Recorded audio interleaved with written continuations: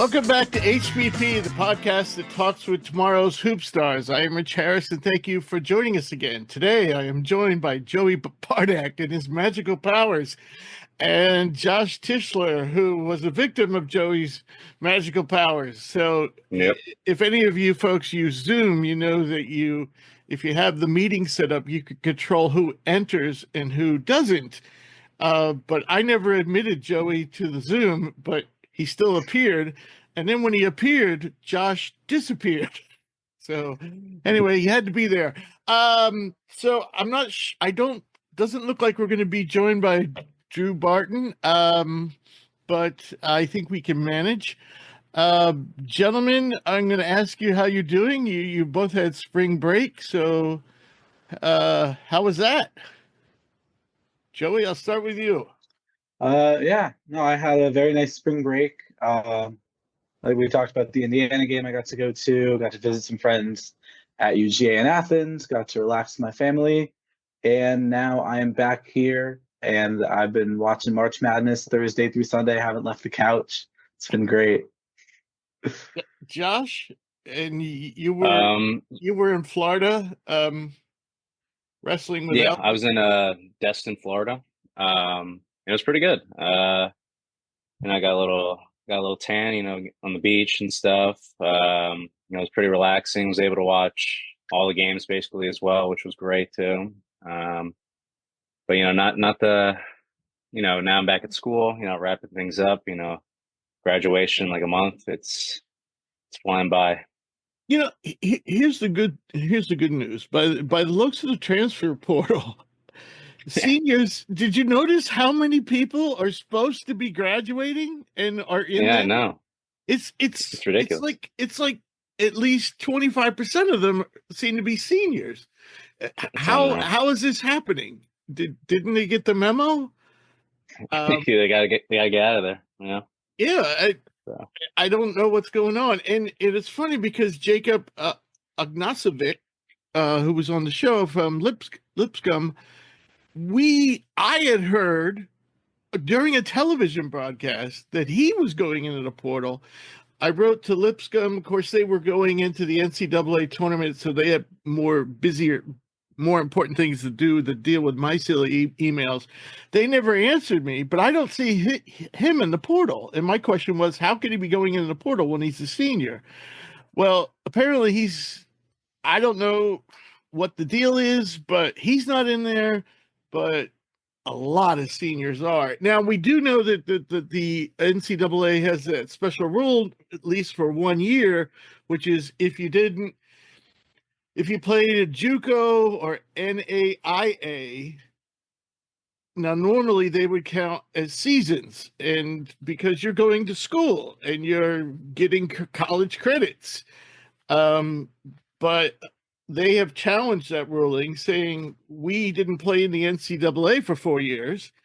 So the NCAA is basically saying anybody was supposed to graduate but played in one of those two areas outside the NCAA will get an extra year. But I can't believe all these seniors that are in there all played either JUCO or NAIA. But anyway, so today I was at the Eastern Regionals. It was, I don't know if they officially call it Media Day, but it basically was a Media Day. All 4 teams were there. All 4 teams were practicing.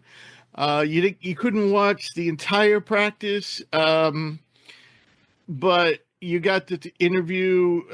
You could interview anyone you wanted. It basically, if you wanted to go to the locker room. I chose this to stay at the regular press conference area, where each coach came on, and then usually 3 players from that team came on. I don't know if I learned a ton. I did see Malik Brown out there during the portion of practice of Duke's. He was wearing some kind of brace. I actually have video of that I'm going to post on social media, hopefully, if I have energy. But Catchings for BYU is back. I guess he played a little bit in the VCU game. I didn't notice that actually, but he played like 5 minutes in that game. I'm sure other things that drew my attention or I actually gleaned from being there as we talk about the Sweet 16, which is the main goal of this episode, will occur to me. But right now, my brain's kind of fried. Got up at 5 a.m, got on the train at 6:45, and pretty much just got home, and now we're doing the show. All right. So, Josh, I'm going to let you run with the hot topics. Well, I'll start us off, and then I'll let you go through some of the nitty-gritty stuff. But what are your thoughts on the NCAA tournament so far, Joey? I mean, what are some of your biggest surprises? I think all of our Final Four picks, there haven't been a lot of breakthrough upsets. I think Arkansas is really the only one. So I think all of us have our Final Four completely live. But Joey, go for it. What are some of the games that you found super interesting or super surprising? Yeah, I mean, like you said, it's been pretty chalk so far. I mean, not a whole lot of upsets. Only one double-digit seed in the Sweet 16, and it's a team led by Calipari, so does that even really count? A team that we also had in our top 5 in our preseason poll. That team is loaded with talent. Oh yeah. So Yeah. Right. I love the McNeese Clemson game just because I had McNeese winning and not a lot of my brackets did. I think that was probably the biggest upset so far, just seed wise. So that was a good one. As a Maryland fan, I love the ending of the Maryland Colorado State game. That was fantastic. Derek Queen is the best. It was a big win for Drake against Mizzou, which I also saw coming. Yeah, I think those were the main ones that stood out to me. BYU Wisconsin was a great game. John Tanji is I kind of have my reservations about him, but after watching that game, okay, this dude is legit. But yeah, I mean, there were not a lot of upsets, but in the round of 32, you had some good matchups. Florida UConn was a solid game. Houston Gonzaga made it interesting at the end. Arkansas St. John. So not a whole lot of upsets, but a lot of quality teams playing quality games. As long as you mentioned the Maryland game, and there was all this talk about the Queen walking. Anybody see a walk?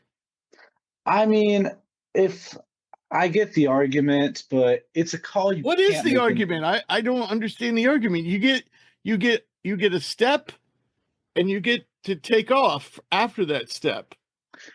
I mean, he takes a little bit of a gather step, which is legal in the NBA, not in college. Yeah, that was a gather step. Yeah, but it may have been a travel by the rule, but it's not one you call in that moment. I don't think. I certainly didn't see it live, and then when they played it in slow motion, and I rewound that thing 6 times, and I'm like, I guess it all depends. How many dribbles did he take? 2 or 3? I think sure. 2 maybe. Because he caught the ball at the free throw line, and then he kind of drove off his back. He had that one dribble, and then that second dribble was the gather step. But what I'm saying is when he put the ball on the floor the last time, doesn't he take one step and then take off? So I think that's not what it was. walk. I think it's not. I thought it was a legal play. I didn't see any problem with that. But again, if you are going to argue that, I think you can't make that call at that time, especially. Well, wait, if for anybody who's crying that, what about the elbow that? Oh yeah, absolutely, yeah. Nick Clifford threw that not only did not get. I mean, that could have been an F2. Because he definitely was clearing out. Now, I don't think he knew somebody's face was behind the elbow, but that really doesn't matter. What matters is he threw an elbow back behind him, Hunter Dickinson and connected with somebody's head. I mean, that should have been a flagrant. Right. So that would have been 2 shots and the ball. So it could have been as much as 5 points. So I don't see where Colorado State has any any gripe whatsoever. Also, another thing I think gets lost in the Derek Queen game winner is that situation doesn't arise if Julian Reese doesn't hit those two huge free throws, which as a Maryland fan, he was shooting like 50% from the line last year. Like that was his biggest flaw. So to see him like get that up and hit those free throws was just such like a nice full circle moment that kind of gets lost in the Derek Queen shot. Right.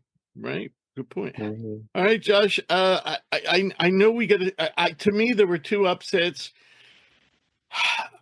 I'd say the biggest upset was the McNeese one.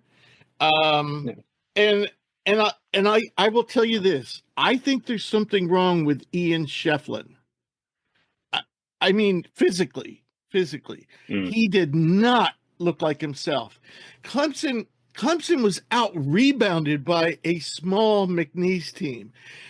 McNeese had 6 block shots, and I don't know how many were on Shefflin's shots. Clemson had 0.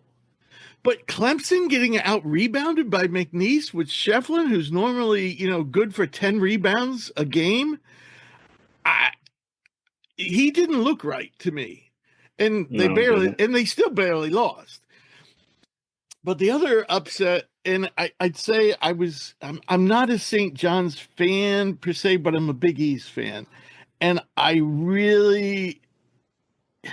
really hurt to see St. John's go down. But I know you growing up in Queens felt it probably even more so than me. So what happened with RJ Lewis? I listened yesterday. I re-listened to the press conference, and Pitino got annoyed at one of the local New York reporters. I saw that. Yeah. Yeah. So I mean, basically, what he was saying was that the guy wasn't playing well. Why would I have him in there? And of course, everybody outside Pitino's circle in the media is saying he should. The only person I saw that didn't was former Georgetown center, played with the Pacers for a long time, Roy Hibbert. Roy Hibbert, yeah. And he pointed out, I didn't notice this, but he said Zuby was constantly like going up to RJ and trying to, like, in his words, wake him up. And he also said that RJ wasn't running the court sometimes. He wasn't getting up and down the court as fast as he should have. And I think the problem was I was in full agreement with Coach Pitino. I thought, he's out there. It's the key for me was the body language I saw. He just did not look like he was out there whatsoever. He just seemed deflated, not really wanting to play the game whatsoever. And you take out your best player with 5 minutes left. It's a 2-point game. I can understand why people are hesitant about that call, but at the end of the day, he was not the best player on that court. He was not being a big factor for the St. I mean, not a lot of players on St. John's were a big factor. The only person I could say that really had a great game was Zuby Ejiofor. And, he was doing all he can out there. But, I think, it's a lot of criticism towards Coach Pitino, but at the end of the day, this dude's a Hall of Fame coach. He took this program that was in the gutter for so many years, 20, 25 years. And, you see coach after coach after coach, and, it was the same product that was happening in Queens. And, you bring in a guy like, that Hall of Fame coach, you're going to listen to what he has to say because he's been to the mountaintop. And as St. John's fan, this is from just a viewing standpoint, this has definitely been the best year I've seen. Just watching this team, 31-5, Big East regular season champs, Big East champs. And, I think there's a lot to look forward to. It's, Rome wasn't built in one day. So, I think it was a little disappointing. Obviously, the Arkansas game, the shooting, there was a question all year, was the shooting going to be an issue in March? And there's your answer. It was, you can't win ball games when you're shooting 20% from the field and less than 10% from 3. And it's, it's a shame. I would have loved to see this team in the Sweet 16. I thought this team was a Sweet 16 team. Yeah. And, and even so, they shot poorly, and they, the game was close the whole time, basically. They didn't go down like less than 10 in the second half. They cut into the lead, and, they had moments, they had spurts, but at the end of the day, they couldn't hold it out. Well, but It was a very successful season. I see. Even it's been I think 6 years since they've been back in the tournament, and it's been 25 years since they've won a game in the tournament. So there's a lot to look forward to. I'm excited to see what's going to happen in the offseason and the transfer portal. So we'll see. I would take anyone to task that RJ Lewis is and I would have said this, I can prove it to you that I would have said this before that game, is the best player on St. John's. Zuby Ejiofor is the best player on that team. I also think he might be the best pro prospect on that team. He is.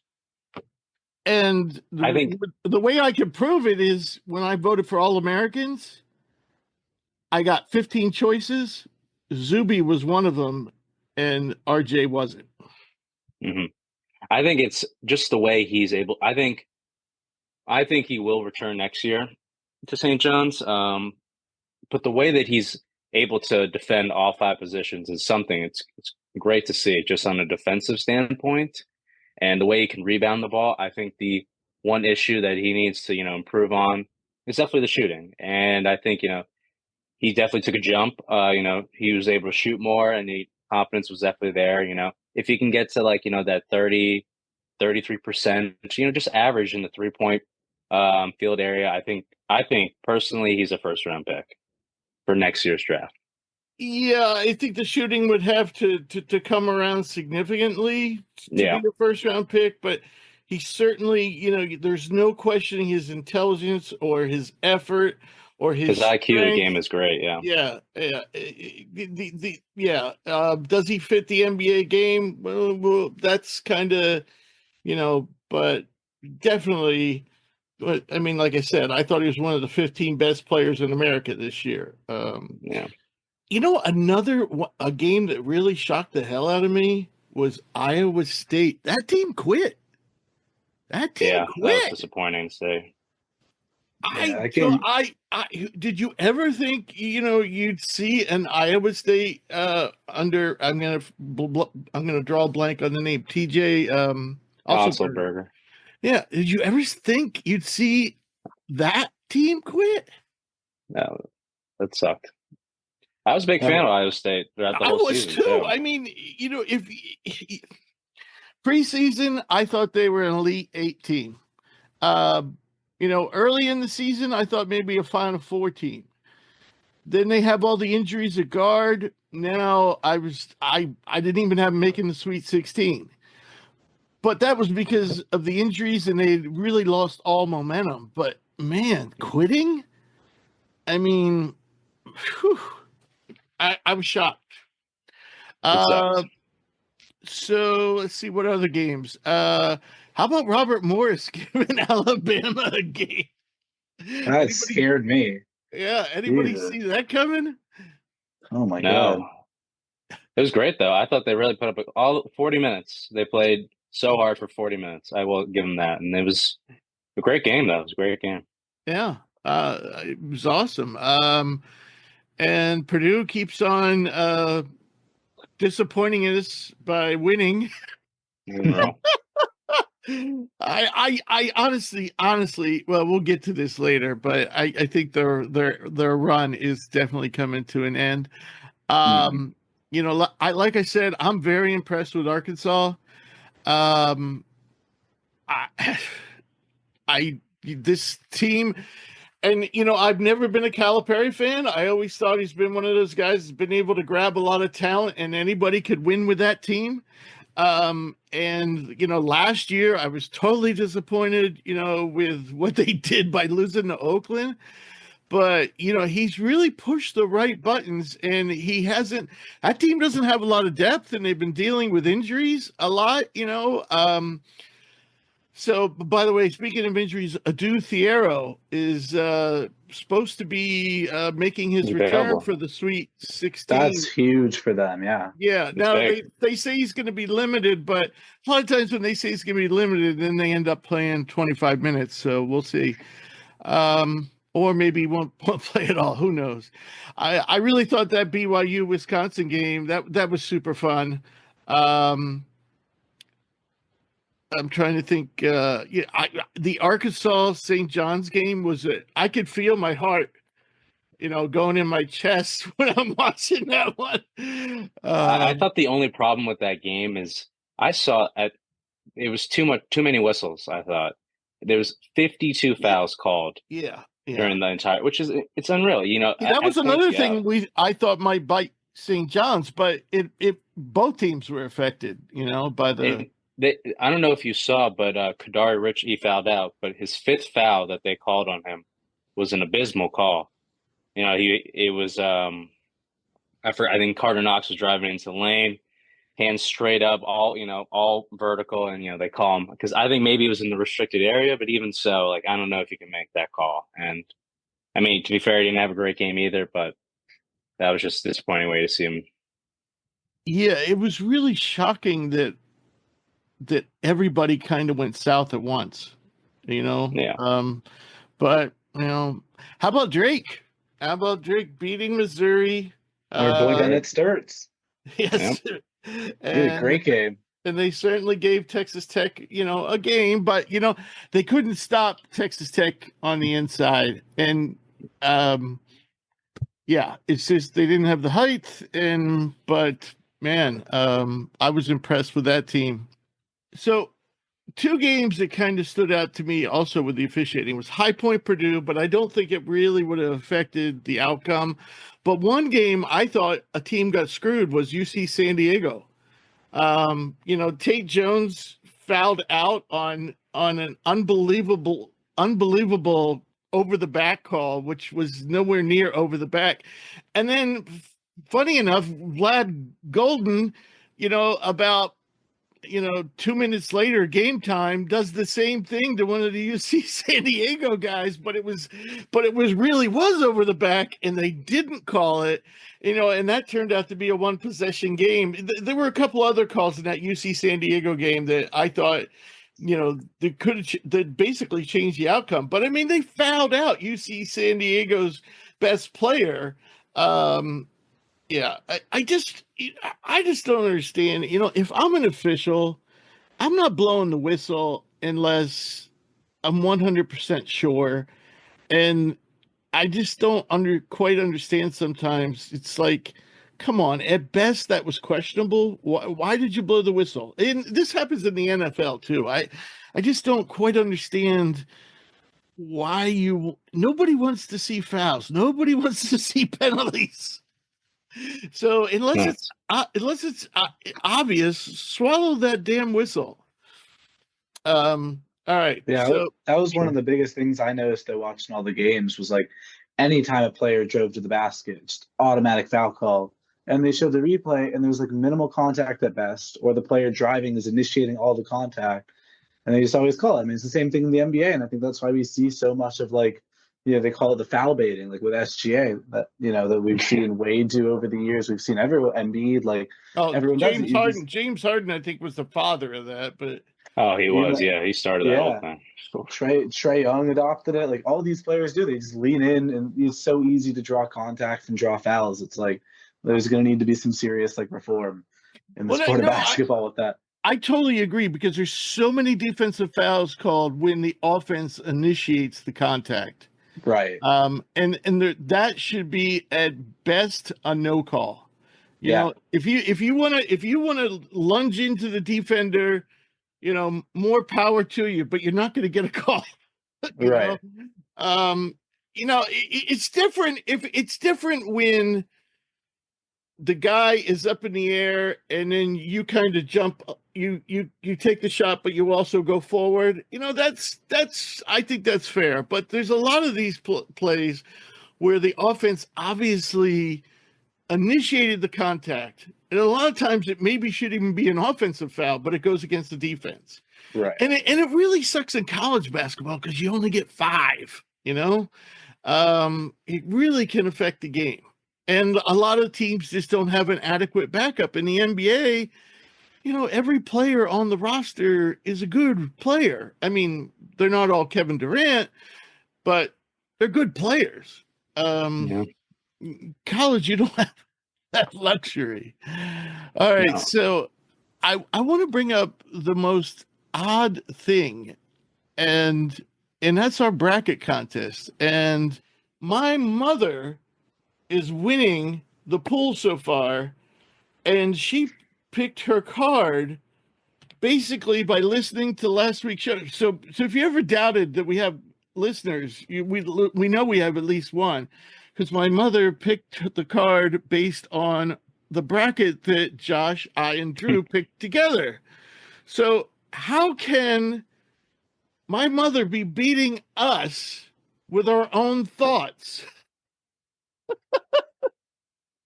I should have listened to your mom. She's doing way better than me, you know. Well, you picked the bracket. You were there for this. I know. I should have listened to my guts, you know, but obviously your mom did, you know.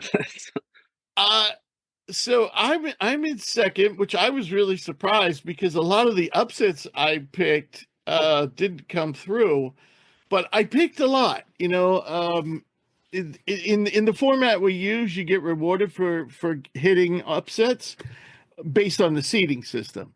So I knew, like, even if I got a couple wrong, if I got a couple right, I still would be on the positive. Plus, I hate picking all chalk. Yeah. And then my wife's in third. It reads Harris in our hoops prospects pool. So, but there's still plenty of time because everybody's pretty much got their champion and Final Four intact. So, all right, just wanted to bring that up. I just thought that was a funny note. And now at this point, Josh, I'm going to pass it over to you and let you run down some of these things. And I don't, you know, I don't know if we would have mentioned every transfer, but we can. Oh, well, I don't think we can. Well, not every transfer in the portal, but everyone right. we have listed. Yeah. So yeah, I guess we'll start with the transfer portal.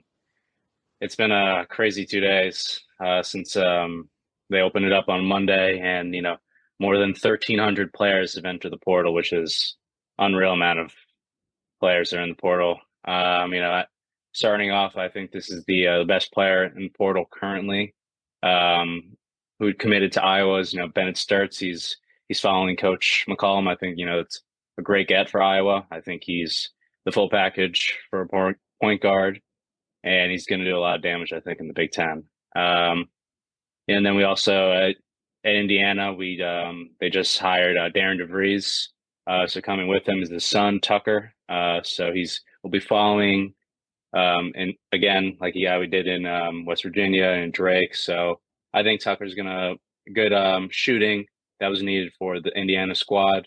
I'm excited to see what will happen with this IU squad and what he's planning on doing. So I think Tucker's a great start for the program. And so again, also some Johnny news. You know, this morning they just announced that Arizona State transfer Josan Sanin, freshman. You know, averaged 12 a game. Already, I think Tina's already addressing. Highly regarded freshman who had a good year for Arizona State. Mm-hmm. Yeah, I mean that's huge, and he can shoot. Yeah, he's a great shooter. Yeah, finally. You know, I think Rick's. You know, he's addressing the issues at hand, and you know, getting a guy who can shoot at 37% from three, 12 points a game. You know, he's only going to get better. And he was, you know, I read something about, you know, he was full in on the idea of, you know, getting better defensively because, you know, offensively he's there. You know, former 5-star recruit. You know, playing at MSG, New York City, like that's what you want. So you know, I think a lot more players are starting to understand that and see what I think the media, what they've done in New York and St. John's, how it's grown over the year. So I think it's a great start to what he's looking for. So I'm very excited for Josan Sanin.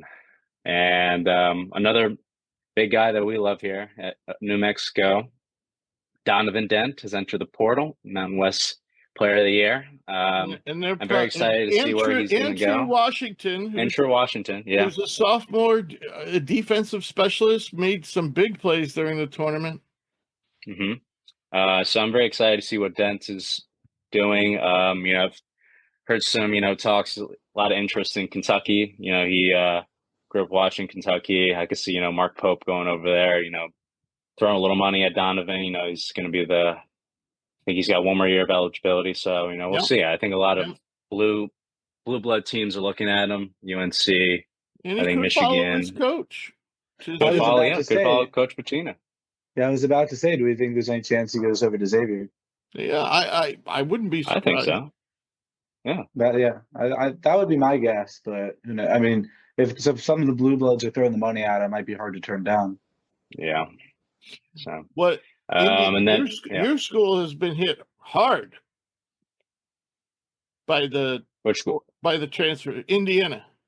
Oh, Indiana. Oh, it's been they're sending the new squad coming in. Malik Renew is into the portal. Mackenzie Mbako, Cannon Carlisle, Miles Rice, and I think it's clean shop. It's what I believe in. I think I wish good luck to all these guys. I think they're all great players. Tremendous talent. A lot of potential. I just think of what I think with Coach DeVries, he's got his own method of what he wants in a scheme, and just not just throwing money at the best players in the portal. He's got a way of how he's going to coach, and the certain players he wants to bring in. So I think Malik Renew, I think there's a very good chance could head back to Miami. I heard he's looking at Georgia, which is a big school. Coach Mike White, he coached in Florida, and he recruited before he came to Indiana. He was committed to Florida, and then he got fired. So that's why he came to IU. So I could see him going to Georgia. Kenzie Mbako, I think a guy that, I think he's a great shooter. The issue was the defensive ability. But I could see he should go to St. John's. I think I was gonna say I could see him at St. John's. I think if he wants to, get his defensive game up, you go to a guy like Brick and see what the shooting is definitely there. He's a volume shooter. So, maybe throw a little money at him. I could see it happen. And Miles Rice, is also a great player. Don't know where he's looking at. He just entered the portal today with Carlisle. So, I'm excited to see where these guys are going to go. But I did see that former Hoosier just committed to Ohio State. I was about to ask, Josh, I was about to ask you, what do we think about this Gabe Cupps guy? Because I don't know too much. I say good luck. That's all. I know. He was hurt this year. He definitely showed decent flashes freshman year. He kind of got thrown into the wild 2 years ago because Xavier Johnson got hurt that year, so he was a starter. He had the starting nod. So he's heading back home to Ohio. So I think he's a good college backup. Look, at least he'll be on the court unlike Michi. Right. Yeah. So I see some other interesting names on here, including Joey's favorite player from the Summit League, Trayson Eaglestaff. That's my guy. Where do you think he's going? I'm so excited. I've heard reports that pretty much every single big school is after him. Personally, this is not like me just gassing up. I've heard reports. I think he has Alabama written all over him. Oh. This guy can shoot the lights out. Nate Oates is gonna, and also that 40-point game was against Bama. I promise you, I guarantee Nate Oates was taking some notes about this kid. He's like, I need to get this guy next year. How about Rick Barnes at Tennessee? He loves those mid-major guys. Oh yeah, this could easily be the next Dalton Connect, the next Chaz Lanier. Also a good possibility. Right. But I love the way Bama plays their offense, and I think adding one of my favorite players now would just make that so much more fun. So, Magoon Gwath leaving San Diego State. Who saw that one coming? I guess he's going to get paid. I think he's going to get a lot of money. But San Diego State's moving into the Pac-12. You would think that would, increase the exposure, bring in more money, but I don't know. I think because also, I believe Nick Boyd entered the transfer portal as well. Yeah, and I guess it's not quite the same. I don't know. I think that's a lot of issues. Yeah, it's not the same as Magoon Gwath, but I think the whole issue with San Diego State's he's moving into the Pac-12. A little more money's coming in, but I think it's just the ability of just NIL, just like a lot of these schools just have an insane amount of budget for just like the money and stuff. So I Mhm. could see him going to a Power Five conference. I think he's a Power Five starter. Yeah, Um, yeah. I still think, I mean, a lot of people are touting him as, like going into the draft this year. I tell you what, when you put your name in the portal, that pretty much tips your hand that you're probably not draft ready, that someone Yeah. has told you, or someone's have said, yeah, you're not ready for the NBA. Stick around for a year or two. And I think that's what someone said to, Guath. Another thing, our favorite name on the show, Alvaro Campos, as I've been calling him because I couldn't pronounce his middle last name. We found out during the tournament because we heard it over and over again. It's Fulgaris. So, Hmm. and that's the way that they don't use the Campos. So they just call him Alvaro Fulgaris, not Alvaro Fulgaris Campos, who you would often see it on the internet. But he is in the portal, and he's the Horizon Player of the Year, and only a sophomore, only 19 years old. Didn't play great against Bama, but didn't play bad either, So, Yeah. and certainly was on the court for what turned out to be a really close game. So, what I'm saying is the stat line wasn't great, but still, I thought he performed solidly. So another interesting name on here is Jaleel Bethea from Miami. He's former top, not He, former. He was a freshman this year. He was a top 10 guy, a 5-star coming in, and Austin Swartz was a 4-star. They're both leaving Miami. But the portal right now is littered with names, over 1,300, as Josh said, and we got to figure out what the senior situation is. So there's a lot to yeah. sort out here. So let's move on to the coaching changes. And one I got to ask you about, because obviously I've been focusing on the tournament. I pretty much watched I think I watched 44 of the 50 games, pretty much from start to finish, unless they got out of hand at the end. The 6 games I didn't watch, I could tell because, all these games overlap, because I could tell, like when you see it, well, I did watch UCLA, Utah State, but if the one team was like ahead by like 25 points, with 10 minutes to go, I'm like, I'm not watching that game. And that turned out to be like 6 games. But I'm not up on some of these stories. What happened to Sean Miller at Xavier? That one shocks the hell out of me. I consider personally Sean Miller to be one of the best coaches in the country.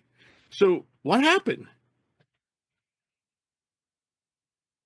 I don't know. I think it's because they played in the first four or whatever against Texas and Xavier. That was a great game. I think it was also. I think I wasn't a big fan of Rodney Terry. I don't know. I just didn't think he was the best. Even though he took him to the Elite Eight, I just didn't think he was the best coach. Oh, did And I Sean think Miller? So where is Sean Miller right now? He's at he's going to Texas. Texas. He's going. Texas. Okay, that's why I did. I thought when I saw that you had Patino here, I'm like, what happened to Sean Miller? I thought he got fired, and I was like, what? And, yeah, no, he Going to Texas. Texas. Okay. So He's Okay. he's replacing Gus Fring as head coach. yes, true. Yeah, Gus Fring. Joey, every time I see that man, and I've met I've met him in person. I've talked to him up close, and he's a very sweet man, very nice man.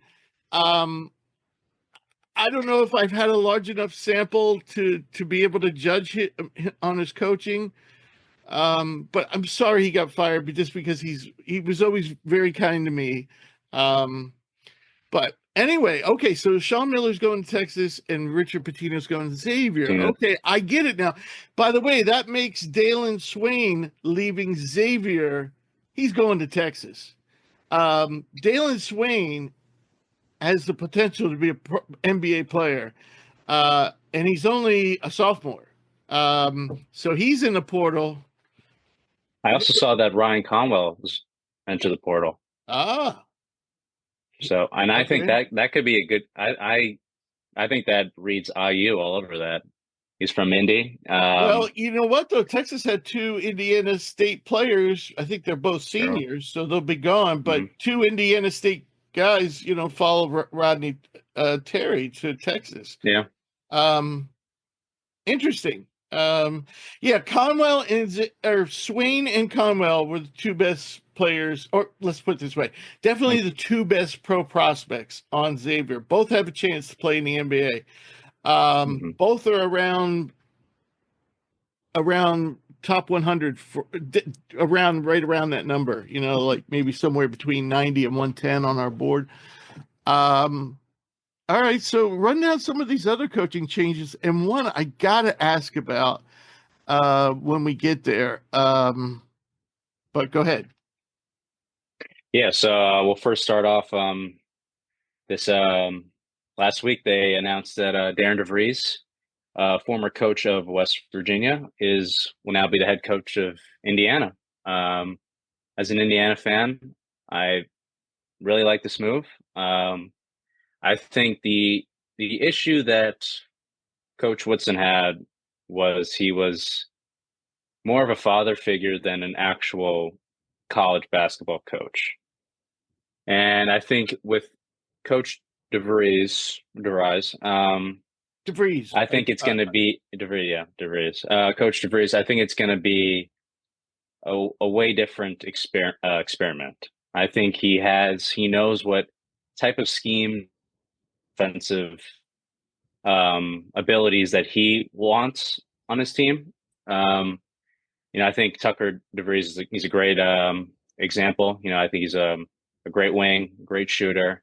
I think it's just I think I'm just excited to see what has planned for the team. I know he has they're actually going to do a foreign tour on the summer once he has his whole team together. So I think it's going to be a really good bonding experience. He'll be able to play some teams overseas. And I think it's just, you didn't really see that. I think a lot of it was just kind of just like throwing money at like some of these better guys and not really figuring out what these guys can do together and just kind of all right, you're going to throw a lot of money at Umar Ballo, Miles Rice, Cannon Carlisle, and they're just throwing a lot of money at all these players. And like now with the new coach, I think it's going to be a different scheme. It's just they're looking at other players that just like fit the defensive ability that he wants in his team. And he's everywhere I'm hearing from. He's a great coach. He really works hard, and I think it's wherever he goes. He wins too. He did. People didn't really give him a chance at West Virginia this past year. I know I didn't. I didn't think they'd be, which I think they should have been a tournament team, even though they unfortunately weren't. I thought that team had they had 6 quad one wins, had some really good games against the Big 12, and that team didn't really have much. I feel like, but they made the most out of it. I think. Right. So I'm very excited to see what he's going to do. It'll be a couple weeks as transfer portal goes on, more players go in and out. We'll see what he has in store. So the next guy I was going to talk about was Ben McCollum. Now this is the one that I am perplexed about, not because of his track record, but for as long as I can remember, Iowa's been an up-tempo, high-scoring team going all the way back to George Raveling and Tom Davis. They've always been an offensive team with a lot of scores, a lot of shooters. And of course, that continued under Fran McCaffrey. Ben McCollum, he's not that. He's like slow pace. He's like the lone leftover of the Tony Bennett school. Slow it down. Joey, how's it going to be watching Iowa play a game in the 50s? I don't know. It's going to be weird for sure. Especially, with the Big Ten, like you get a lot of high scoring games. Like, I'm just thinking back to the OSU Nebraska game where we were both in the hundreds. Like, in a conference where like anyone can drop 90 on you any given night, like, I don't know, because you get some random role player that gets hot, you get a Bryce Williams that drops 43 on your head. There's not much else you can do. Yeah, the only thing I could think of is maybe he plays that style because that's, and I know there's at least one coach. Oh, Greg, Wisconsin's coach, Greg Gard. Greg Gard. Greg Gard. He's totally changed the way his team, maybe too much so, because they don't play very good defense anymore. No. But maybe, maybe Coach McCullum, maybe he's just kind of working with what he had, and now if he gets some good talent, which he should be able to get some good talent there at Iowa, maybe he changes his methods, because I don't think the problem I have with that style is not just, I think it's kind of a gadget that you use as a last resort to keep your team in the game. And when it comes recruiting time, nobody wants to go there. Nobody wants to be playing a game 55-54. They want to be playing 75-74, or even better yet, 95-94. And so, yeah, I just, I really don't think, I think the days of taking the air out of the ball are pretty much gone, and he's like kind of the last holdover. But I think you could also make the argument that, when you have a player like Bennett Sturts and you're playing against Missouri Valley competition, that's probably enough. Coming into the Big Ten, I think it's reasonable to assume that he'll shift his game. I mean, like you said with Greg Gard, I remember the early Wisconsin years, they were very slow tempo, and now I'm watching Conjay and Blackwell. I'm like, this is not the Wisconsin of old at all. And here's the thing about Drake is their ball movement is beautiful, but they just keep it going, and that really wears on a defense. To chase, and they wait for their opportunities. But I will say, there were a lot of times where Sturts had to bail them out with some pretty crazy shots. And I think basically, I thought they overpassed. You had the shot back there, and now you just gave it to Sturts, and now he's got to, try to do a reverse layup, underneath the 7-footer, So yeah, we'll see, I guess. Continue, Josh. Yeah. So now we got Will Wade from, he just had a, good game, he won tournament game at McNeese. Now he's heading over to NC State. I think it's a great get for NC State. I thought what he's done the past couple of years at McNeese has been tremendous. I think he's, I'm always a big fan of like these, well-known coaches who go to these mid-major schools, and they make it more than what it is. I think it's more than just basketball. I saw a recent thing about the admissions, the enrollment has gone up tremendous at McNeese. And more fans, have gone to the games and stuff. I think that's it's a pretty important part for what you want in a coach. I think, it's a culture thing. And I think what he can bring to NC State, and just now that he's also got the resources as well, I think he's a great coach. He's also bringing his student manager phenom, Amir Khan, as well. I was gonna bring him up. Graduate assistant now. Yeah, graduate assistant. And that's a great story as well. It's not like not your original Cinderella story or whatever. So I think it's a pretty cool. The amount of money that he's gained in the last couple of weeks over the NIL, it's tremendous. He's got so many. I think he's into like 6 figures. This kid, it's nuts. But I think it's a great get for NC State as a whole. It's nuts.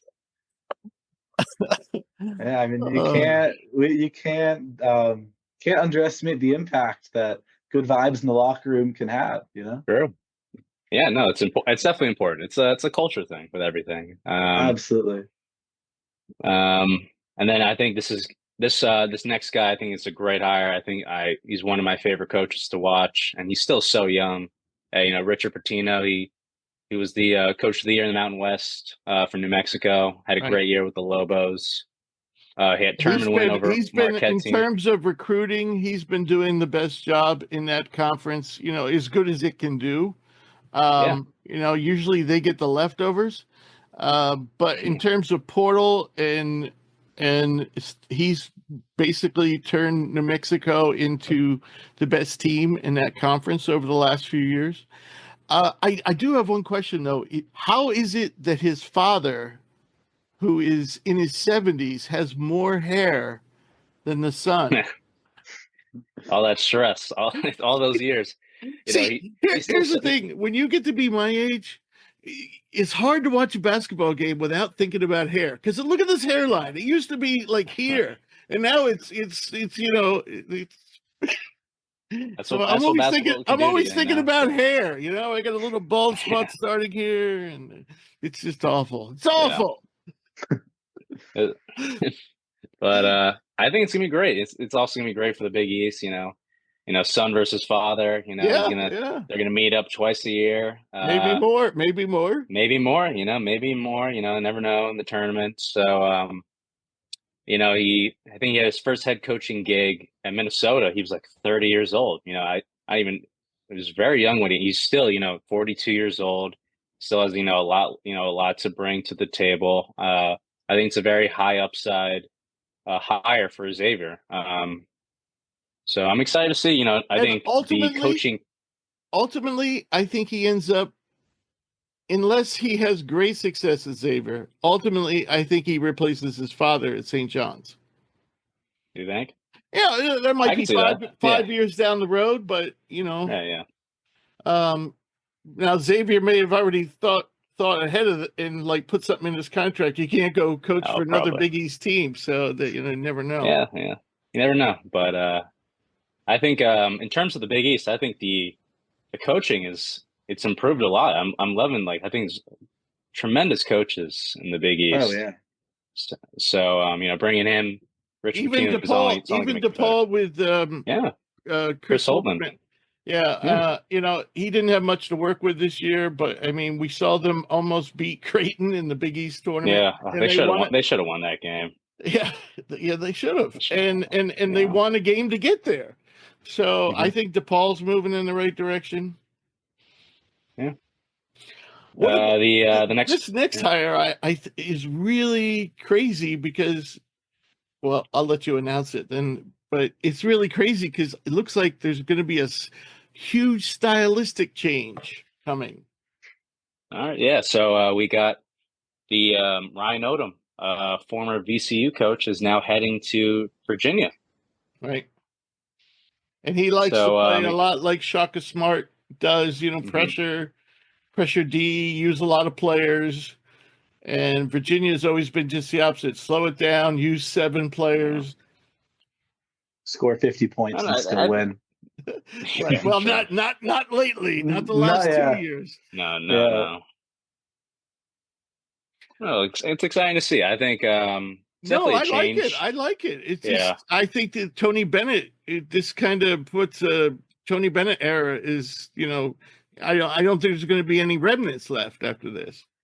Yeah, that's the problem. So I'm not saying it's a problem. I'm just saying I think that the coach that they had, the interim that they had in there, was still trying to do things the way Tony Bennett did, and I think that's going to stop. Virginia is not going to be a grinder team anymore.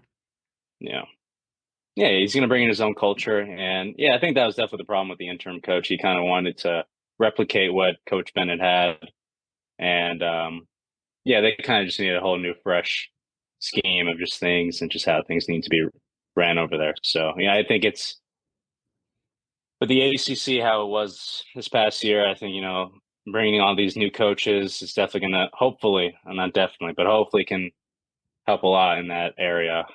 Just the talent and just the play just ability hopefully will be better. So, the next coach is, actually, I think it's a great hire. Nico Medvedev from Colorado State. He's heading to Minnesota. Goodbye, Ben Johnson. Unlucky. So I think this is a home run, not home run, but I think it's a great hire for what Minnesota can do. I think, it's kind of hard to be in that, I think, in that coaching area. I think it's not a lot of money goes into that program. It's usually all the good players they go in 1 year, unless you're Dawson Garcia, go in 1 year and they kind of leave the following. So hopefully Nico can do something well with this team, because I think Minnesota has a chance. He has been a master in the Mountain West of getting a lot out of a little. Oh yeah. Right. And he will have less probably to work with than most Big Ten teams. But he's already proven at Colorado State that, that he can do it. And he's going to be able to get better recruits, better transfers at Minnesota than he did at Colorado State. I thought he should have been coach of the year in the Mountain West this year over Pitino, personally. They lost Isaiah, the point guard, the great little point guard that has been there forever. Stevens? Isaiah Stevens? Yeah, that might be the name, yeah. And Clifford now stepped up this year. But basically, it was Clifford and a bunch of guys that nobody really knew. And I thought that was just impressive that he was at the top and won a game in the tournament. And yeah. Yeah, no, I'm excited to see. I think it's a great ad for the Big Ten. He's another one, though, that kind of likes to slow it down. True, yeah. And I think it's going to be harder for those Big Ten teams that like to, push forward and, score a lot of points. And you don't really want to match up with a team like that, I think. And then the last coach that we'll be talking about is, I think this is a tremendous hire for UPenn, but Fran McCaffrey, former Iowa Hawkeye coach, will be coaching his alma mater in UPenn. And I would like to say that I think I will be throwing a decent amount of money on UPenn to win the Ivy next year, because that's how much trust I have in Coach McCaffrey. I think it's a great hire. I mean, talk about overqualified coach for the Ivy League. I mean, I'm shocked he didn't end up somewhere better. I guess it all depends on what you want. He's back home. Ivy League is usually an offensive conference. They like to score. That will suit him. So Yale was kind of like the exception to the rule this year. Speaking of Ivy League, and I'll get back to you, Joey, in a second. Hold that point. In the portal, a couple names that aren't there have kind of surprised me, and that's why I'm bringing it up, because of the Ivy League. Xavier Lee, not in the portal. Caden Pierce, Princeton, not in the portal. And Abdi Bashir of Monmouth, not in the portal. That one surprised me. Yeah. Could just be early. Oh, go ahead. I was just going to say, though, I mean, talk about a great recruiting tool for Penn. You have these guys coming, looking at the Ivies. Oh, there's Harvard, there's Yale.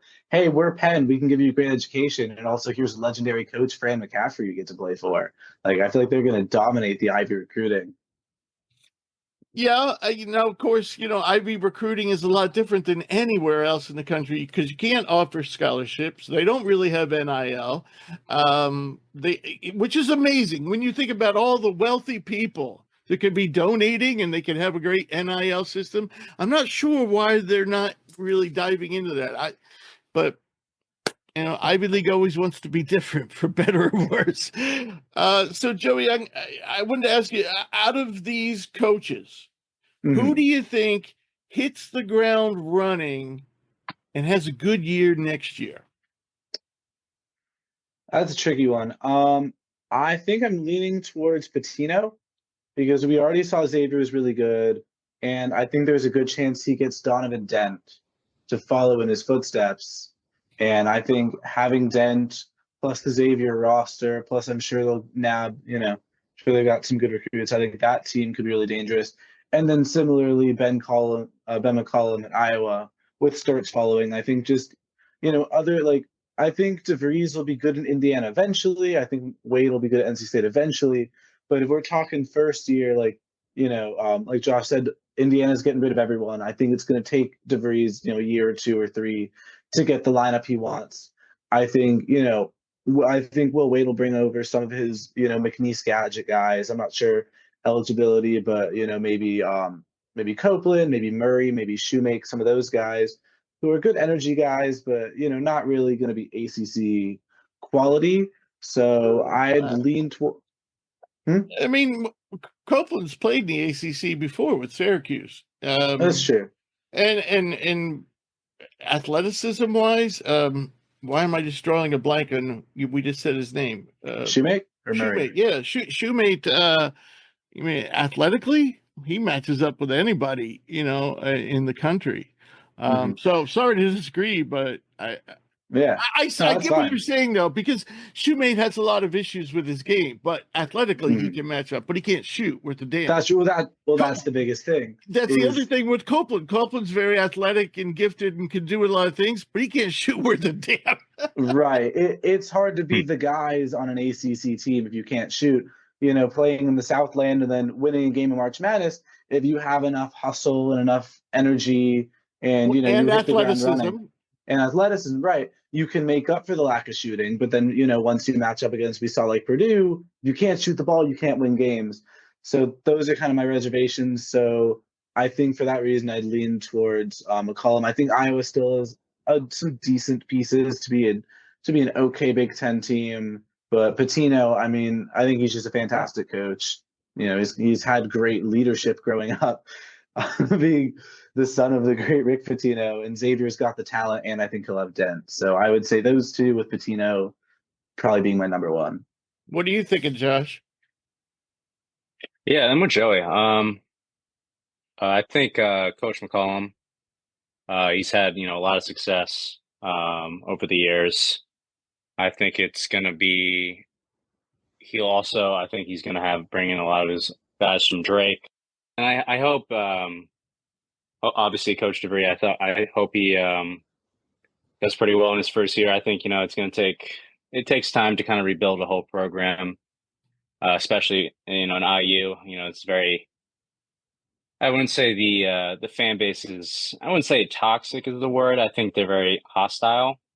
And just the need or the wanting of wanting to be good so quickly. I don't think it takes it. They're going to be so good in the first year. It's going to take some time. So, but we'll see. I also think Coach, like Joey said, I think Coach Pitino, I think he's going to bring in some of his guys from New Mexico as well. Bring some guys from the portal. Get more money into the program with Xavier. So I'm excited to see what Coach Pitino's got coming. Right. I like Will Wade. For one, because he's playing in a conference that's not nearly as tough as a lot of the others. And he's always been a good recruiter, and he's turned out to be a good portal recruiter too. I could definitely see Will Wade having some. Plus, NC State had a lot of decent talent and I think a lot of them are underclassmen, and I don't see them in the portal yet. So, they could put a pretty decent team together. But what they didn't have this year was a star. They didn't have a go-to player. They're going to have to get that from somewhere because it's not coming from McNeese and it's not coming from the current roster. So they're going to have to get, one or two stars to really make the tournament next year. Yeah. And you don't really want that to be a freshman either, because usually that doesn't work out well. Make the tournament right away, at least, Yeah, I don't know. I think the one thing with NC State, you cannot count out the graduate assistant coaching prowess of Amir Khan. I think that could be a real X factor for them. True. All righty. So now we're going to move on to the major the main topic this week, which is Sweet 16. And as I'm looking through our Final Four, we all had Florida in the West. We all had Duke in the East. We all had Houston in the Midwest. Then, So the South was the only region, and 3 of the 4 of us went with Michigan State. But anyway, the bottom line is everybody's still alive. All the combinations are still alive. I will say this, and I told you guys, when the tournament tipped off, on my bracket, I made 2 changes, last minute changes from what I said on the show. So I'm just bringing it up there. And what I did was I changed my mind from Houston to Tennessee. I had Tennessee go in the Final Four on my bracket. And the reason was there's something about Zakai Ziegler and the experience on that team where Houston is kind of, I don't know, they have good balance, but they just don't have that like go-to leader, go-to scorer, which Tennessee has both. The other change I made was unfortunate. I had UNC defeating Old Miss. Ole Miss, yeah, so did I. And then I Yeah, me doubled too. down and had them defeating Iowa State. As did I. And here's the thing. I see Elliot Cadeau is in the transfer portal. I have a feeling Tar Heel fans are like, good riddance. Yeah. Because, Yeah. I have nothing against Elliot Cadeau, but I really thought that one of Hubert Davis's big downfalls this year was playing Cadeau as much as he did. With all the other talent that was sitting there at the bench, on the bench at the guard position, Seth Trimble is a much better player. Seth Trimble has a chance to play in the NBA. The other kid, Ian Jackson, hell, he could be a lottery pick. He didn't get to play because Cadeau was out there throwing up bricks and throwing turnovers. I don't see Elliot Cadeau being an NBA player, and I don't know why Hubert Davis stuck with him like he did. And the funny thing was, I thought when they lost last year in the Sweet 16, when they were headed toward that clash with Arizona, and both Caleb Love and RJ Davis on the same day threw up like unbelievably historically bad games to fall out of the tournament last year. The one mistake I thought Hubert Davis pulled when they lost their game was not leaving Cadeau in the game, because all year RJ Davis had been thriving. Player of the year in the ACC, player of the year candidate if there wasn't a Zach Edey. And Elliot Cadeau allowed RJ Davis to operate off the ball. And then when it came crunch time in the most important game of the season, Elliot Cadeau is sitting there on the bench and RJ Davis is playing at the point. And it basically just, North Carolina just looked lost in that offense. Now this year I'm saying they should have probably played RJ Davis more at the point. But I'm saying that from start to finish, or even Seth Trimble. But yeah, Cadeau was, I'm not a North Carolina fan, but I just thought he had a really disappointing year. Yeah. All right, so now we move on to the Sweet 16. And what we're going to do is we're going to do our picks against the spread. So we'll do this, I guess we'll do them Thursday's games in order by the time, and then we'll move on to Friday's game. So the first game on the docket is BYU Alabama.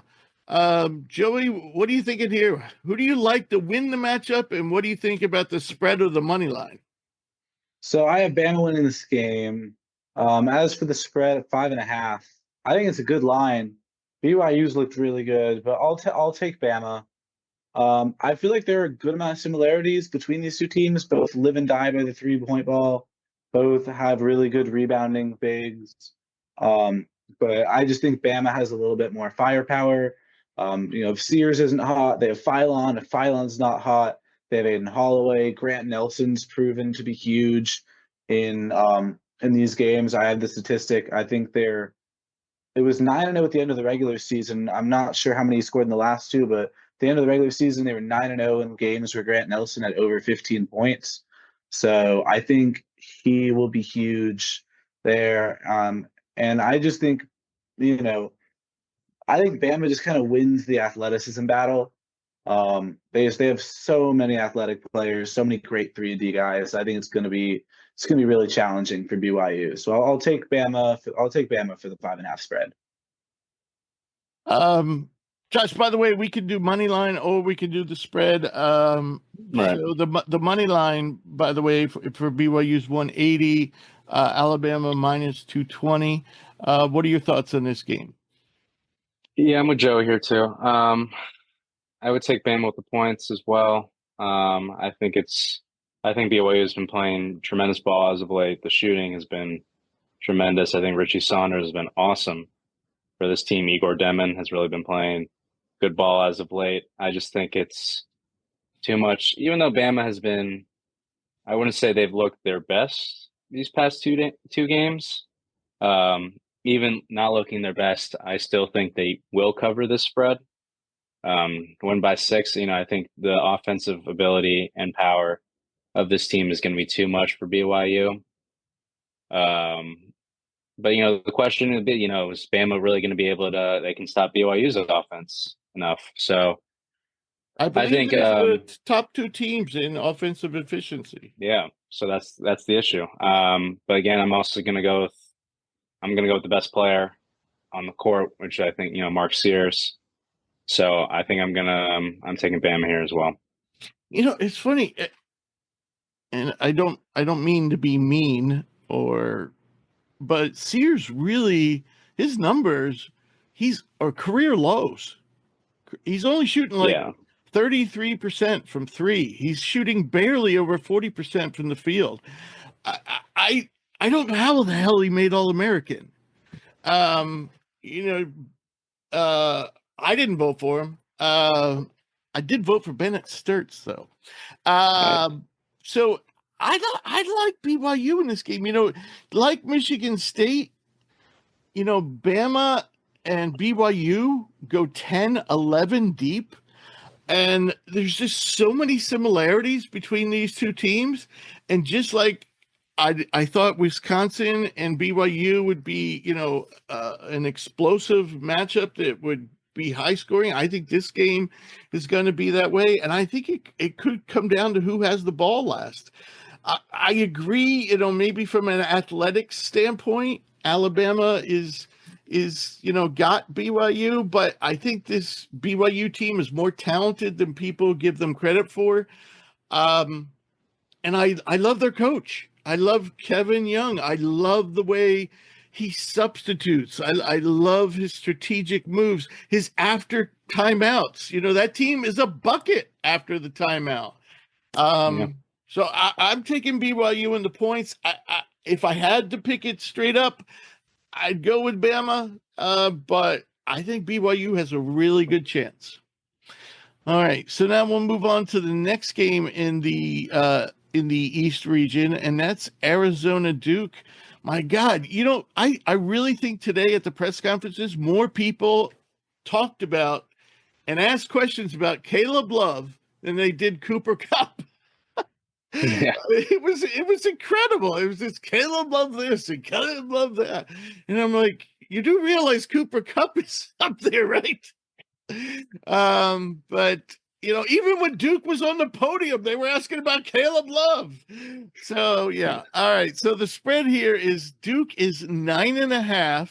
By the way, these teams met in November. Duke won by 14. The money line, Arizona 390 plus 390, Duke minus 530. Who you got, Joey? I mean, I have Duke winning the game for starters. I watched them last game they played, and I mean, I think that was the most NBA looking college team I've seen, which is crazy because they were all freshmen, but like I feel like everyone just does everything. Like, a lot of college players, right? They're a great shooter, but they can't defend, or, they're a good passer, but they can't get their own shot. Like on this Duke team, I mean, Flagg is phenomenal at everything. Knuppel can do everything. They have so many guys that can hit threes, that can get to the basket, that can make the right pass, that can defend. Sion James, Isaiah Evans, Gillis, like everyone just does everything. Like they just look so NBA ready, and they're so young too. Malawak, I had my reservations about a little bit, but he was a monster defensively. I love Duke here. I think Caleb Love, I mean, he turns it up in the month of March. We saw in the Oregon game, he can get hot in a hurry. So it's tricky because I think, if Caleb Love gets hot, I don't think they'll win, but I think they could cover the spread. It kind of just depends. Is Caleb Love going to go 2 for 13 or is he going to go 5 and 9 from 3? So I'll be safe and take the Duke money line just to not make the wrong call here. I think they'll win, but I think if Caleb Love gets hot, could be a close game. Wow, it seems like you like Arizona's chances better than BYU's. I think so. Also, I think that comes from, a 10-point spread in a March Madness game. I feel like, once the teams get to this pedigree, I mean, I would expect most of the games to be within 10, even if there is a clear good team. I mean, I could see Duke being up 15 the whole game, and then in garbage time, Arizona hits a few threes. The score isn't always indicative of the overall quality of the game because I think Duke will win. And I think Duke will win comfortably. I see where you're going. Okay, right. Right. They may be up 15 the whole game. Arizona cuts it. Caleb Love hits a few threes in garbage time. It often goes the other way, too, when you get into a foul, try to get like St. John's. That game was much closer than the final score, but St. John's kept on fouling, and Arkansas kept on hitting their foul shots. The game looked like it was not as close as it was. Right. And yeah, that's the thing is like, I like Duke a lot. Like, I think I trust Duke and Zona a bit more than I trust Bama against BYU, but a 10-point spread is just a tricky thing to cover in a Sweet 16 game in March Madness. But so what's your call here? Are you taking Arizona in the points? I'll take Duke in the money line and just play it ultra safe. That's not playing it safe because if you lose a lot of money. Well, I don't see them losing. I see Arizona making it a little interesting, but I do not see this Duke. I think that's a bold play, sir. But when we get down to the standings in our betting contest, you need a couple bold plays. Exactly, this is true. All right, so Josh, what are your thoughts? I'm going to take Duke, taking also their points as well. I think this team has just looked like the number one team in the country. I think everything about this team just screams dominance. I think Cooper Flagg has been tremendous for this team. Con Knipple, Kamon Malawak. They're getting good production out of their bench too. Even Mason Gillis had some good runs out there. Forgot the backup center. Forgot his name. Ngongba the second, I think. It's Patrick. It's Ngongba. Yes. Yes. Exactly. Patrick Ngongba. Okay. So yeah, he had a big presence in the Baylor game, and they're getting good production. Even the possibility of bringing Malik Brown back in from injury, which would be big. I doubt that's going to happen. By the way, I doubt. You never know. It's. Dislocated shoulder. It's a hard one to get out of, but I think they're going to have a plan for Caleb Love. He's been playing really good ball as of late. The key is he's a pretty inefficient shooter when he's not playing well. So that's the key for this Duke team, and I think they're going to revolve a game plan around that. And I think for them to win by 10 points is very, very doable for this Duke team. So I'm going to go with that. Also, go ahead, Joey. I just wanted to add on the topic of Duke. I forgot to bring it up, but how about Tyrese Proctor shooting against Baylor? I mean, on top of everything, you have Flagg, Knipple, Malawak, Zion James. Like, on top of all of the scoring, if all of that isn't working, which that alone is not going to happen, but even if you have Tyrese Proctor shooting the lights out, I mean, that was tremendous. Right. Yeah. Here's the thing: in the first time these two teams met, Duke out-rebounded Arizona. Not many teams do that, but Krivas, who's now out for the year, started at center and almost played as many minutes as Toby Awaka and Visair played combined. So what I'm saying is Arizona's front line is going to look totally different for this game than what Duke saw before. The other thing is Duke had Malik Brown for that game. He might not be there. So, but I still think the one thing that really separates these teams that separated them in that last game as well was three-point shooting. Duke shot solid, like 36%, where I think Arizona was in the 20s. And this Arizona team, though they have a lot of guys that are capable of making a three, for the most part, there's only two that have shot better than, I think, 34% this year. That's Delarosa, who's kind of that's all he really can do is shoot. And the other one is the freshman, Carter Bryant. So, Love is like at 33%, and Bradley and who's the other guard, Lewis, are way down there.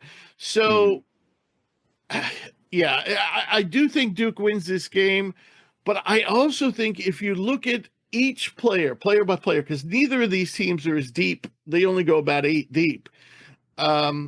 You can say, okay, that's a pretty good matchup. Okay, that's a pretty good matchup.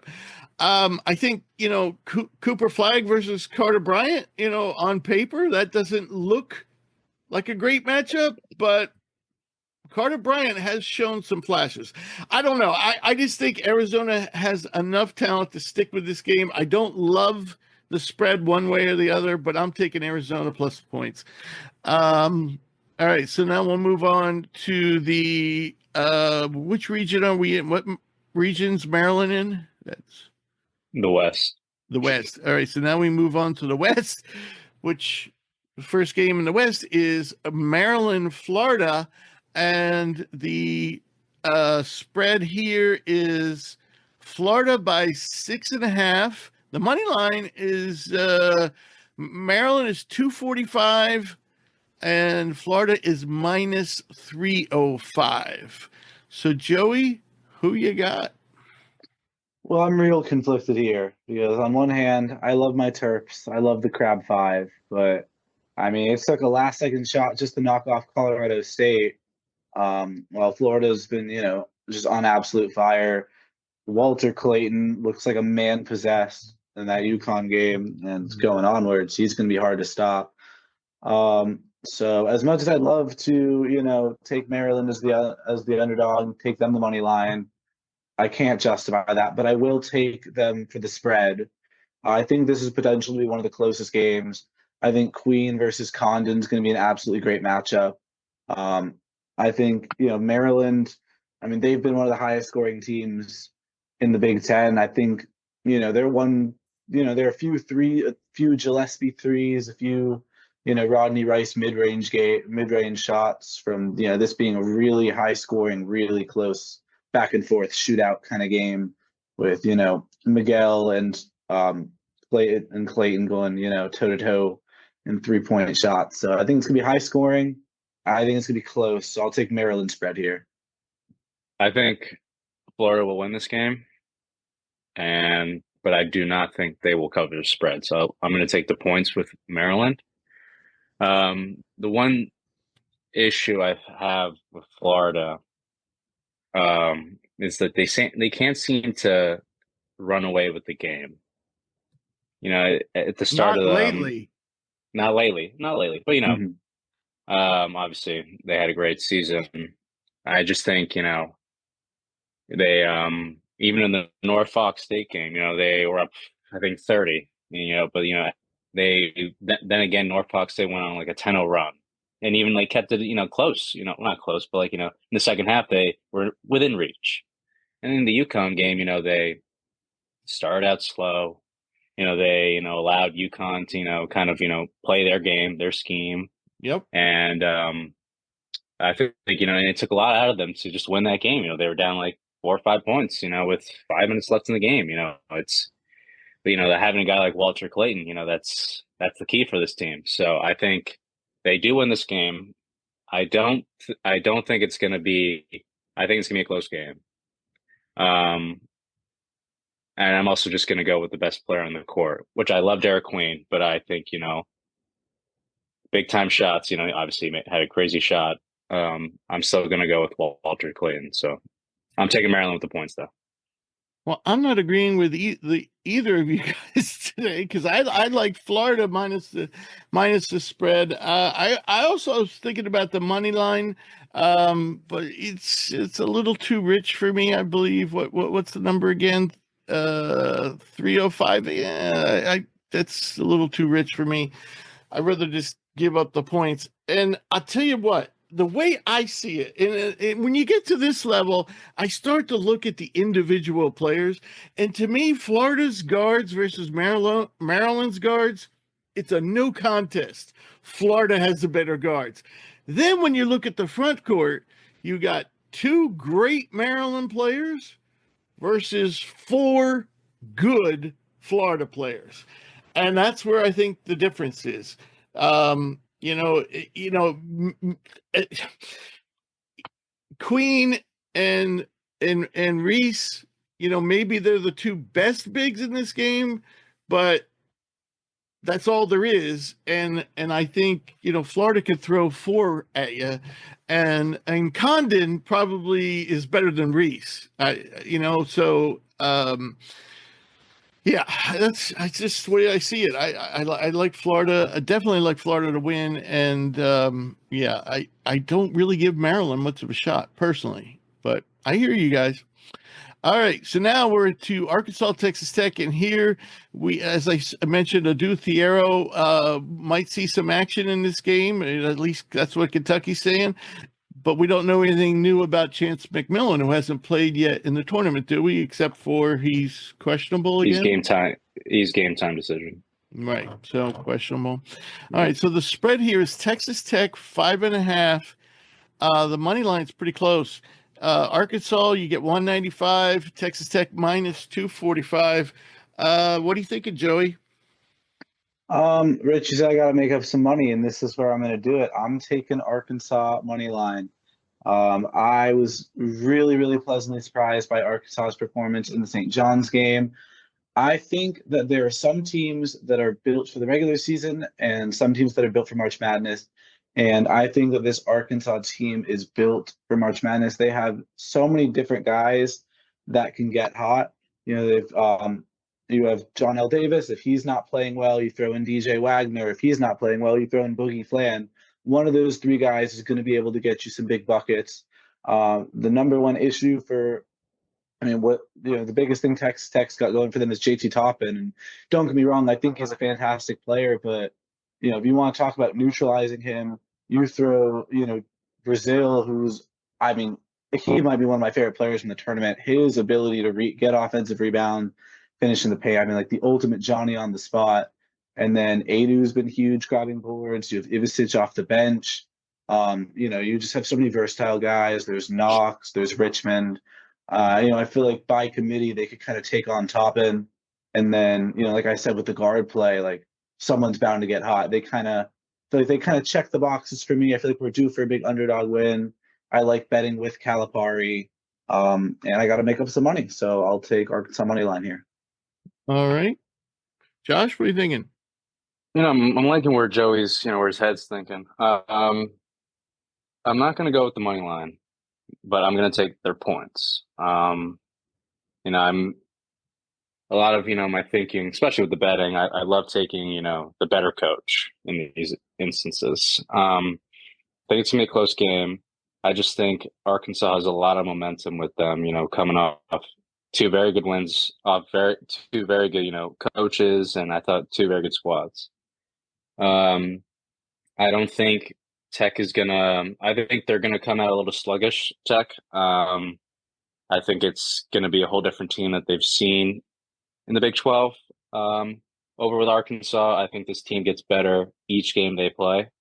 As you see, that's how it was during the season as well. They started out 0-5 in SEC play, and they ended up going 8-5 in SEC play after that. So they continuously get better on the court, and they're learning from from Coach Cal. So, I think I'll be taking the points with them.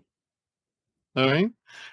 Yeah, I agree with both of you. I like the points. I like the money line. And I've been thinking for a while. We even talked about this when we picked our bracket. Everything is coming together at the right time for Arkansas. So many of these guys, Jonell Davis wasn't playing well. A dude was hurt for a good portion of the early start of the season.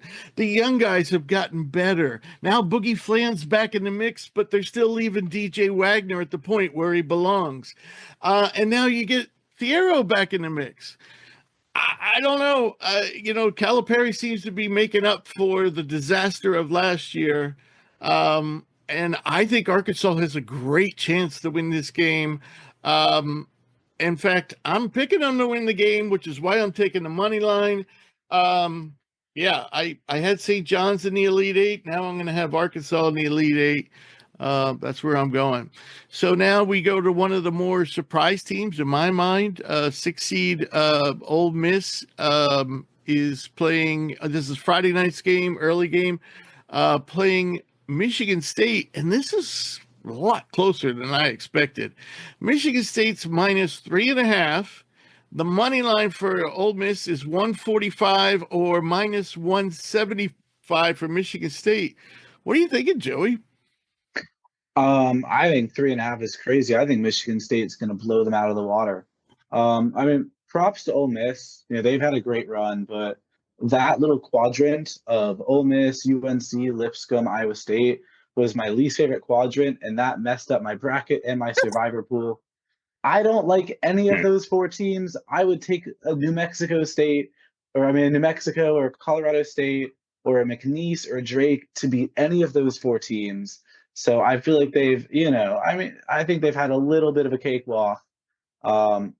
Michigan State, I love them. I have them in my national championship. Never bet against Izzo in the month of March. They have so much depth. They have so much versatility. So many guys that can get you buckets. So many hustle guys. So many guys that can grab rebounds. This team just has everything. They have great coaching.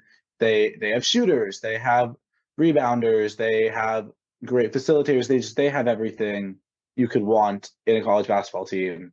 And I think Padula is going to get locked up. I think Ole Miss is going to get destroyed on the boards. I might take Michigan State. The boards are going to be problematic big time. I would take this Michigan State spread if it was -10. I don't think Ole Miss stands a chance. I agree with you completely. I'm going to jump ahead of Josh because you basically made my argument for me. I don't understand this spread at all. Ole Miss got lucky in that region. They didn't have to play.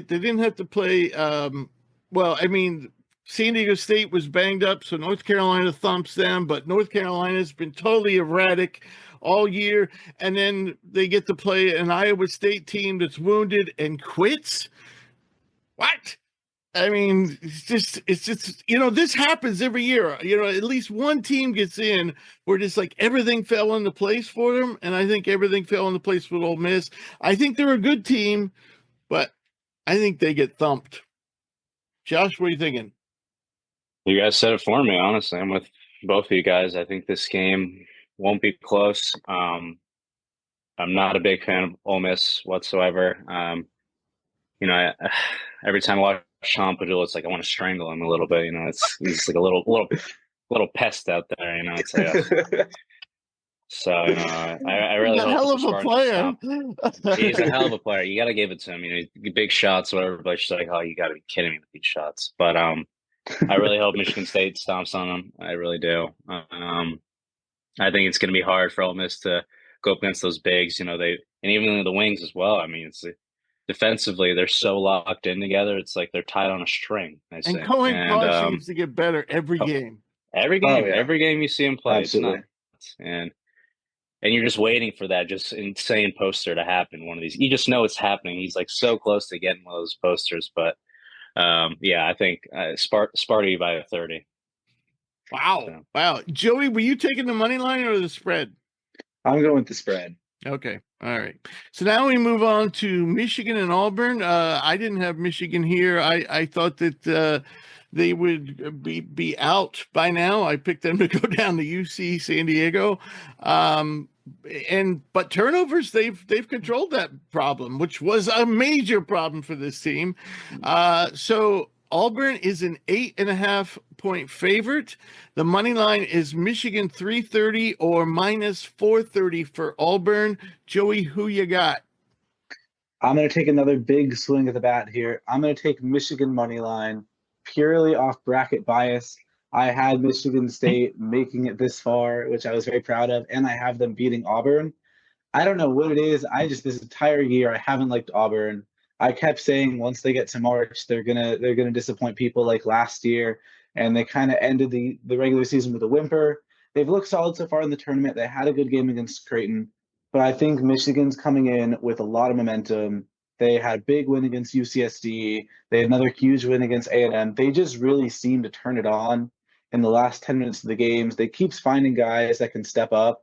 I mean, Roddy Gale had essentially been kicked out of the lineup, and now suddenly here he is dropping 26, thinking he's like prime Michael Jordan, hyping up the crowd and stuff.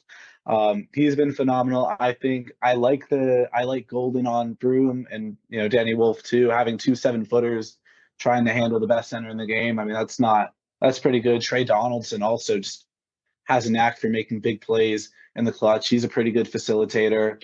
LJ Kaysen stepped up a lot, which really caught me by surprise. I like this Michigan team. I really like Dusty May as a coach.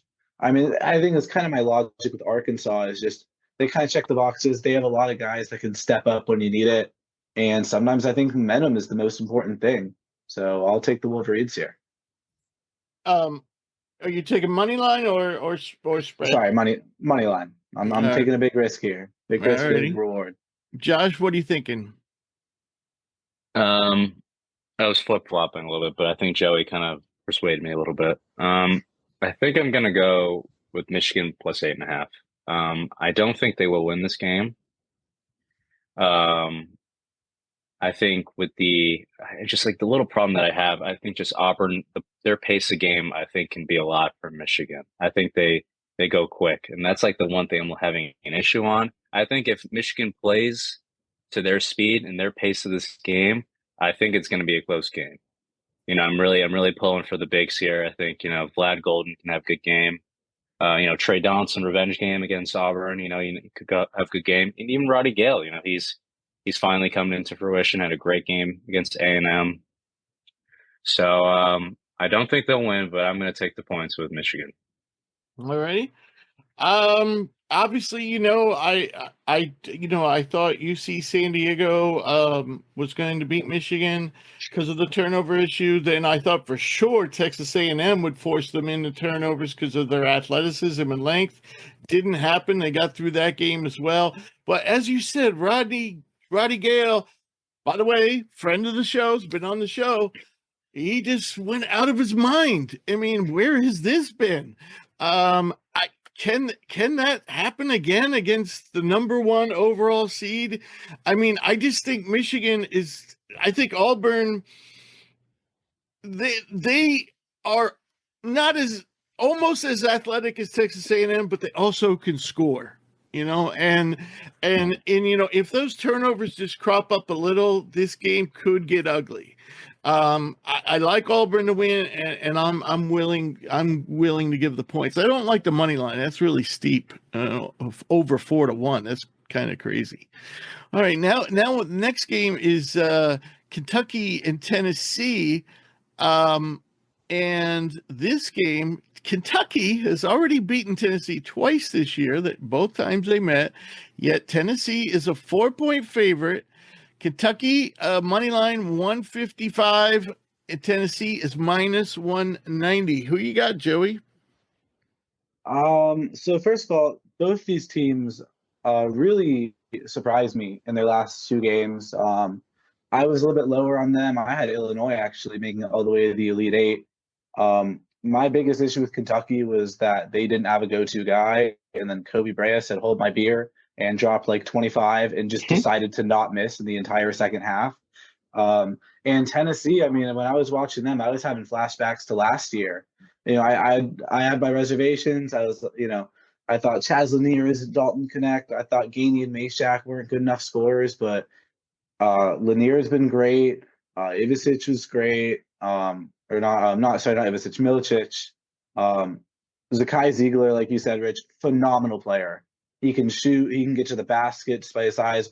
Insanely good perimeter defender. I think Tennessee might be the best perimeter defense team in the nation, and that's why I'm taking their spread -4. Bray is a great player, but you throw Ziegler despite his size, you throw Meshack, you throw Gainey, and I think he's going to be in a lot of trouble. I think same for Lamont Butler. I think Kentucky's going to really struggle to find ways to score, and Tennessee's defense is going to lock them up. I was worried about their offensive firepower, but they've shown that they have it, and I think they're going to win by far more than 4. I think they'll win by at least 8. All right. Josh? Yeah, I'm with Joey as well. Tennessee, I'm taking their -4 as well. I just think it's defensively, this team is so locked in, and I think it's going to be hard for Kentucky to kind of go with that. I think they're going to have a game plan around, Otega, Owe, Amari Williams. They've got the size for it too, and the length. I think, Zakai is going to have a great game. Meshack is going to, I think he's going to defend. I think he'll be on. I'll probably be on Owe, but I could see him on Kobe Bray as well. Kind of just like looking around. He's going to be in the seams for his shots. They might want to think about Kobe Bray, and Kobe Bray is a tough guard because he's 6'7". He's a big guy. Yeah, I think he's the X factor really going into that game. Yeah, that's going to be the issue. And I just think, it's good. I think the way Tennessee plays, they're going to want this game to be, low scoring, and Kentucky likes to score lots, and in bunches as well. High paced teams. So I think if Tennessee, holds their pace, plays how they usually do, I think they will cover the spread. Yeah, I'm leaning the same way you guys are. I don't like the fact that Kentucky won both games. I mean, this is a classic offense-defense matchup, and I always worry about these teams that can struggle to score, that can struggle to shoot. If Chad Lanier's not doing it, Milicic, what's his name? Milicic. Milicic. Yeah, he's really been invisible lately. Now, the good news is Ziegler has picked it up. But, what happens if Ziegler and Lanier both have a bad night? Where's the offense going to come from? So I'm not crazy about this -4. But that's, if I had to bet it, that's where I'm going. But I definitely like Tennessee to win. And, it's almost tempting for me to go with the money line. And maybe I should. What's the money line again?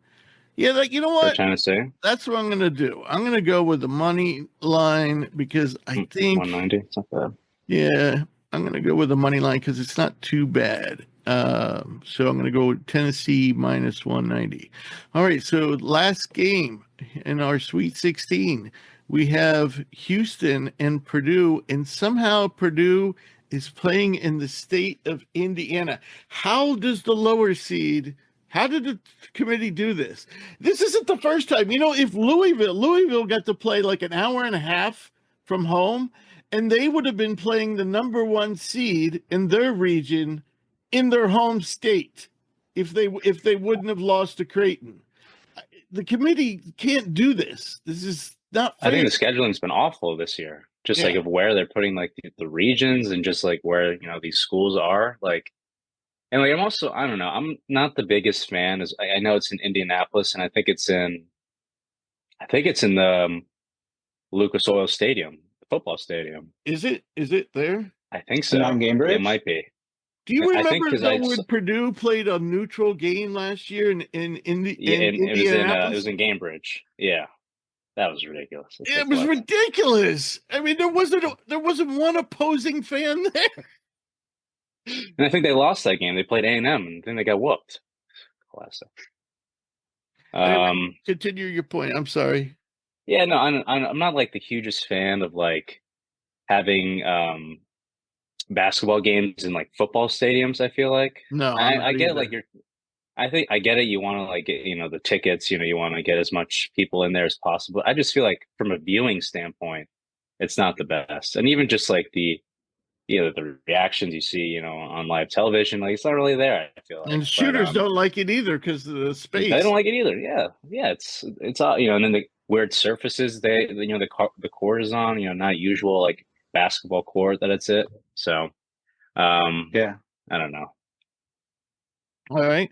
So, your pick. Do we have the pick? Did Joey? I didn't even give you a chance. Joey, what are you going with here?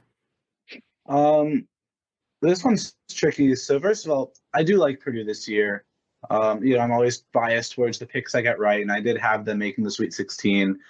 I always like the bigger teams that kind of fly under the radar a little bit.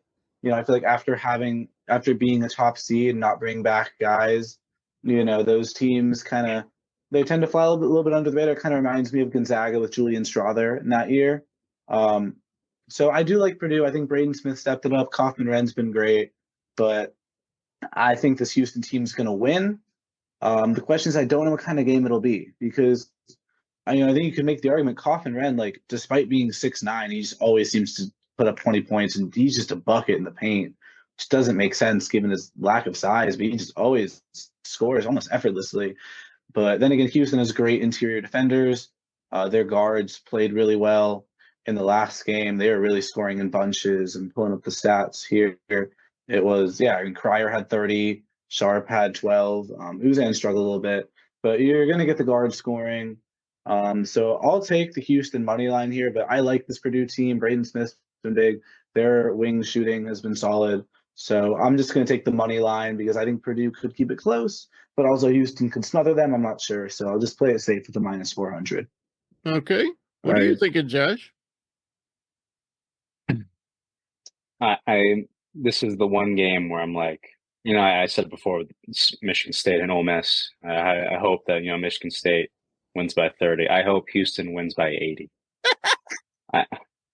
I just everything about they've proven me wrong all year. I'll give them credit. They've made it this far. Even though I wouldn't say I'd say they would have maybe the easiest path out of all the teams that are in the Sweet 16. I think they've got one of the easiest paths they had. They played High Points, and then they killed McNeese. And that was just that was kind of an unbearable game to watch in that end. But I think this is going to be a hard matchup for Purdue. I think just the athleticism that this Houston team has is just going to be too much for Purdue. I think they're going to have a game plan all around Braden Smith and TKR and Trey Kaufman-Wren. So they're gonna make the other the wings like Miles Coven, CJ Cox, Cam Heide. They're gonna have to do a lot of the scoring on their end, and I just don't think they have enough in them. And I think Houston wins this game by more than 8. So I'm gonna take the spread for Houston. Yeah. The only reason why I think Houston doesn't cover is that home court advantage. How much is that going to be? But this reminds me of when Purdue went up against Auburn and got their asses handed to them. Yeah. I think if this was really played on a neutral site, that's exactly what would happen. I think Houston would pressure them into a lot of mistakes. I mean, Braden Smith had something like 7-8 turnovers against McNeese. And Purdue, they can't play defense. They can't. So this has blowout written all over it, except for the fact that Purdue is in Indianapolis. But still, I'm going to give the 8 points. So Joey and I have some ground to make up, and I'll just go over standing. So I don't think Drew's ever going to be on this show again because I don't think he's ever won anything. And right now, because he did so well in the tournament, the conference championships, basically all this been based on $10 bets, all our predictions. He's right now at plus 133. I wonder if he put any real wagers on there. Josh, is right behind him at plus 121.5. I am almost bringing up the rear. I'm plus 34.5, but it's all good that we're all actually positive. Yeah, and sure. then we Wow. have the youngest of the group who's still learning. And Joey is minus 31.5. Trace and Eagle staff betrayed me. I think what we learned is well, actually we really only got burned by it once, and we all got burned by it. Central Connecticut. That that was costly. Yeah. Because you had to put up Yeah. 20.5 to win 10. So but Joey did take probably a few more risks than the rest of us, and it turned out to be costly. So having said all that, I am not going to go with the standard $10 bets on a few of these. I'm going to put 20 on BYU because I like that one. I am going to put 30 on Michigan State, and I'm going to put 20 on Houston. Those are my three favorites. So I don't know if you guys want to change any of your amounts from the standard 10 or just leave it at 10. I'll do it. Oh, sorry. But I'll talked a lot of smack about these two teams, Ole Miss and Purdue. So I'll be putting 20 on Michigan State and 20 on Houston. Right. Yeah, like Real says that I'm up in it. I'll do 30 Michigan State as well, and I'll do 20 Tennessee because I just don't trust this Kentucky team enough. All right. So there it is, folks. I'm not even going to go through the mailbag spiel because we've just been going week to week. We're really busy, so we're not really looking at the mailbag. But I promised you, once the college season's over and we get into the draft, we'll definitely be taking questions. So as always, I want to thank our listeners. If we didn't have a special guest, and we missed Drew, who, like I said, is probably going to apply for early retirement so he can stay on the top of the leaderboard forever and ever. If you ever miss an episode, you can get caught up at hoopsprospects.com. We'll be back next week with our final 4 show, hopefully a special guest, and we may even be doing, depending on the time, we may actually be picking our All-American team and our Player of the Year, Coach of the Year, Freshman of the Year, all that good stuff. So, gentlemen, before we wrap it up, you have any final thoughts? I do have one. I just found on my phone. I checked during the break. Owen Freeman just went to Creighton in the transfer portal. We did not get a chance to discuss that. I was wondering how it happened. Yep. So the new Ryan Kalkbrenner. I guess so. Yeah. That's what I got to deal with now on their own. Yeah. Well, I wondered what Doug McDermott was going to do because, Pop Isaacs put his name in the portals. Ashworth's graduating. Kalkbrenner's graduating. Yeah. Interesting. All right. Well, gentlemen, enjoy the games. I will be in Newark live tomorrow to cover the Eastern Regional, and I'll be back there Saturday as well. It was a fun day today just to meet all the players, talk to all the coaches and all that good stuff. Didn't come home with not a lot of information I didn't already know. That's the one thing about press conferences. You don't necessarily glean a lot of new information from them because you get all these canned answers. But all right. Thanks guys. Good job.